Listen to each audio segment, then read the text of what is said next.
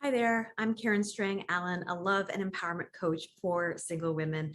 And I wanted to talk to you today about a question I often get from women, which is, am I wanting too much? When they're talking about what it is they're wanting in their relationships because they're out there dating and they're not finding what they're looking for. And honestly, most of what the women I talk to are wanting are pretty reasonable things. They're wanting somebody who communicates consistently, who's kind and thoughtful and generous, who's honest and loyal and reliable, who, is responsible and has their act together. So is that asking for too much? No, it's not asking for too much at all. In fact, I think those are pretty much the baseline standards that I think any woman should have for a relationship, a healthy relationship. The problem isn't what you're asking for. The problem is either that you're asking the wrong person or that you're asking in the wrong way. So it's funny because the women I work with have often been through a multitude of toxic relationships, and they've been hurt before. They go from being a doormat who accepts really inappropriate behavior to going too far the other way and almost becoming aggressive in how they're asking for what they need and want from somebody. And then that ends up being off-putting to the kind of guy that they're looking for. And then they wonder why they're not getting the results they want. And they become, more frustrated with men and blame it all on them.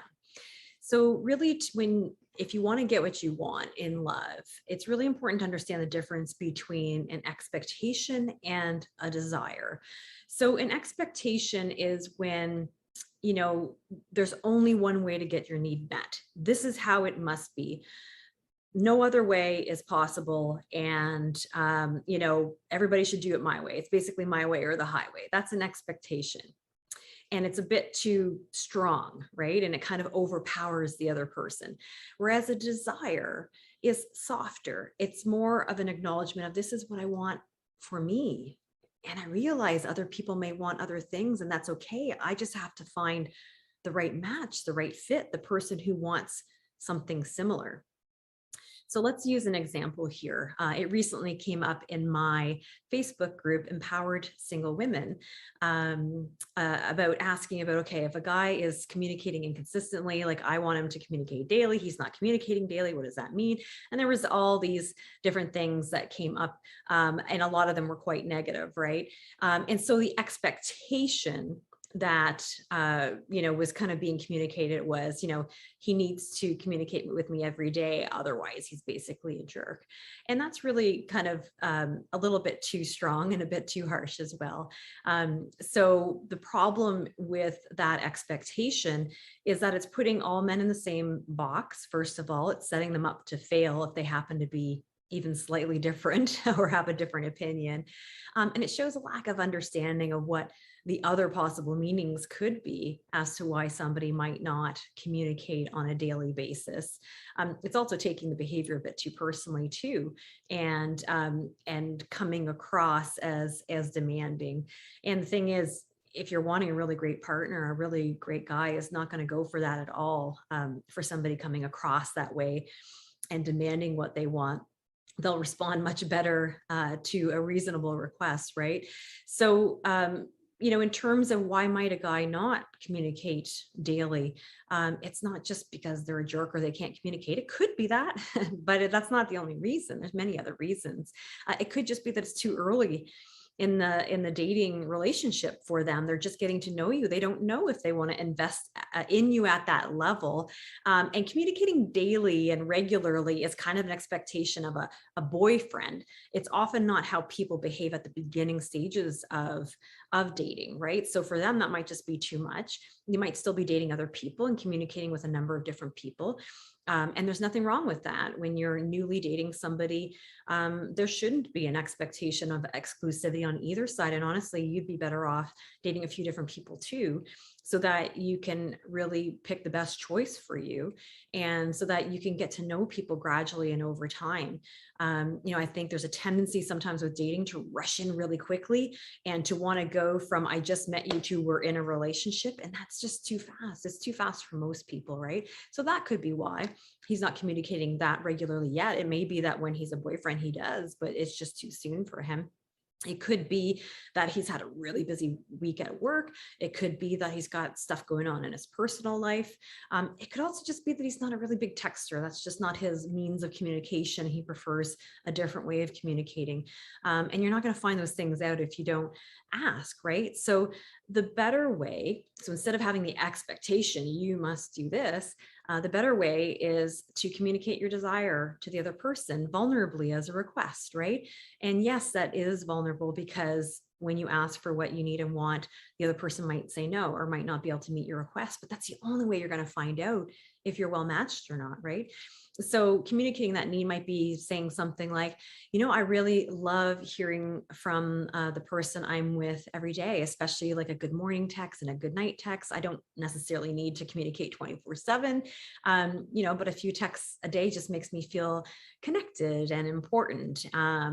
And that's really what I prefer. So, what do you like? What works for you in a relationship, and ask them, find out what their communication style is, find out if they can meet, that need.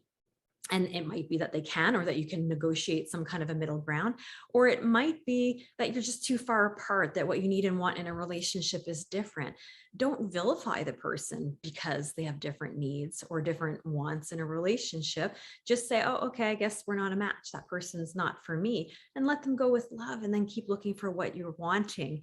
You have to learn to stop banging on the wrong door.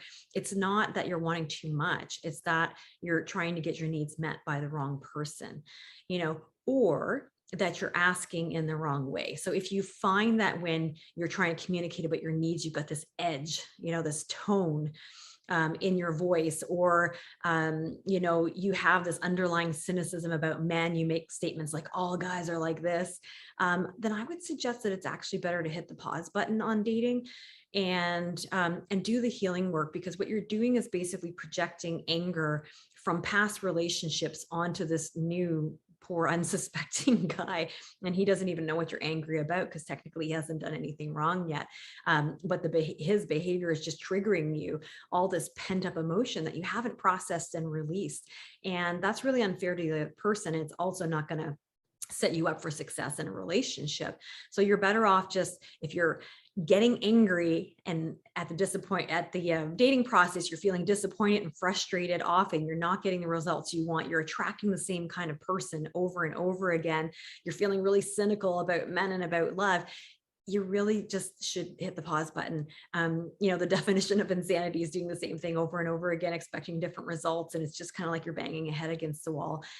So I'd really recommend that you just stop and focus on you, focus on healing the things that have hurt you in the past, focus on getting clear about what you want in a relationship, but also what you want for your life, so that you can be happy right now, even before a partner gets here, that you're actually really happy in your life and you're feeling confident about yourself, because a confident person doesn't aggressively ask for what they want, or doesn't demand it from somebody, or doesn't insist that a person has to do it their way or else it means XYZ. A really confident person says, okay, this is what I need and want. Does that work for you? If the other person says no, goes, oh, okay, all right, we're not a match, no problem, I'll keep looking, I wish you well. That's what a confident person does. So if you're needing some help with this, first of all, I just want to say I really understand. I was one of those people that went from having no boundaries or ability to communicate what I want to just saying it a little too strongly, or coming across the wrong way. And it took, some years of refinement to get to a place of being able to communicate confidently, and to know what I am, who I am, and what I want, and to know that I deserve to have the kind of relationship I want. So absolutely, you deserve to have a great partner, a great relationship. You may just need to change your approach and your mindset, and the way you're coming across when you're dating. So if that's you, and if you're needing some help, I encourage you to go to my website, KarenStrangAllen.com, KarenStrangAllen.com. And there you'll find a really great video called Loving Without Losing. It's a good starting place to understanding how to do relationships better. And I also encourage you, if it resonates with you, and you want to see, maybe how I can help support you, to book a love breakthrough session with either me or a member of my team.